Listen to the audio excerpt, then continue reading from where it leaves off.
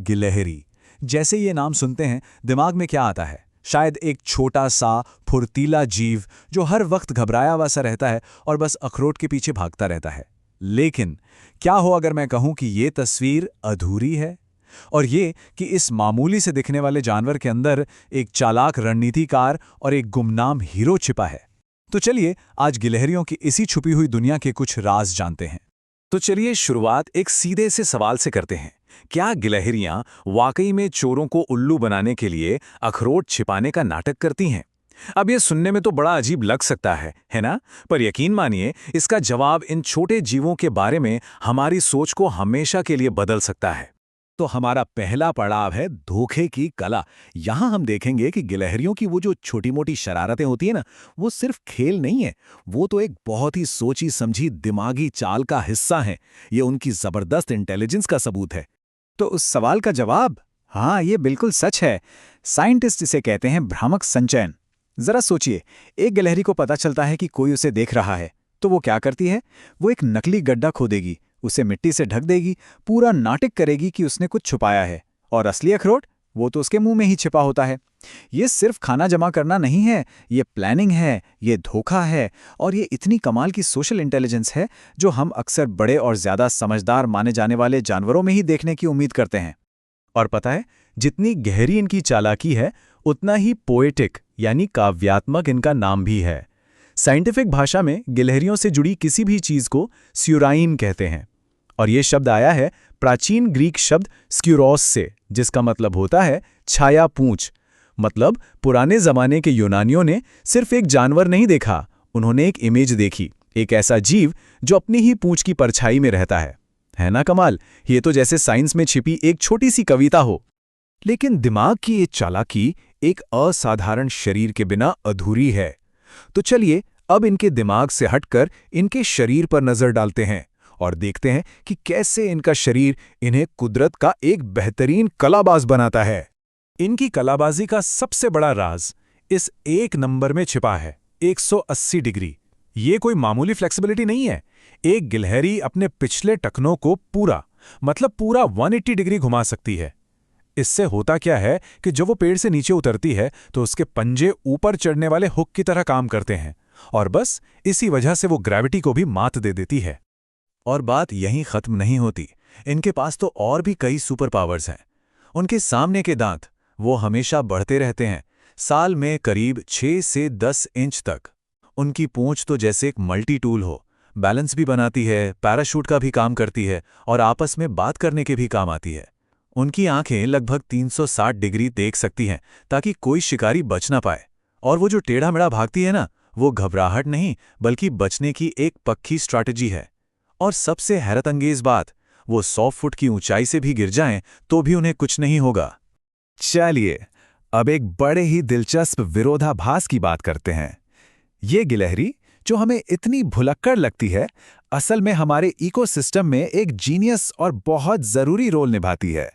देखिए, ये सब उनकी खाना जमा करने की स्ट्रैटेजी पर डिपेंड करता है। उनके पास 2 ऑप्शन होते हैं। एक, कोठार भंडारण, मतलब सारा खाना एक ही सेफ जगह पर जमा कर लो, और दूसरा बिखरा हुआ भंडारण, यानी हजारों अखरोटों को हजारों अलग अलग जगहों पर छिपा दो। पेड़ पर रहने वाली गिलहरियां ज्यादातर दूसरा तरीका अपनाती हैं, और यहीं से असली कहानी शुरू होती है। और यहीं पर उनकी जो सबसे बड़ी कमजोरी है वही उनकी सबसे बड़ी ताकत बन जाती है, उनका भुलक्कड़पन। होता यह है कि वो हजारों जगहों पर जो मेवे छिपाती हैं उनमें से कई को वो भूल जाती हैं, पर कुदरत में कुछ भी बेकार नहीं जाता। हर एक भुलावा अखरोट असल में एक परफेक्ट तरीके से बोया गया बीज है, जो पूरी सर्दियों में जमीन के नीचे सेफ रहता है और बाहर आते ही एक नए पेड़ के रूप में जिंदगी पाता है। और ये कोई छोटी मोटी बात नहीं है। साइंटिस्ट तो सीधे सीधे गिलहरियों को ओक और हिकॉरी जैसे बड़े मजबूत लकड़ी वाले जंगलों को फिर से उगाने और फैलाने का क्रेडिट देते हैं। मतलब हर बार जब कोई गिलहरी एक अखरोट भूलती है तो वो अनजाने में एक पेड़ लगा रही होती है। वो जंगल के वो माली हैं जिन्हें खुद नहीं पता कि वो माली हैं।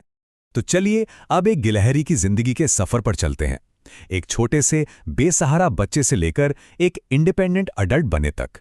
एक गिलहरी की जिंदगी सच में एक बहुत तेज रफ्तार वाली दौड़ है।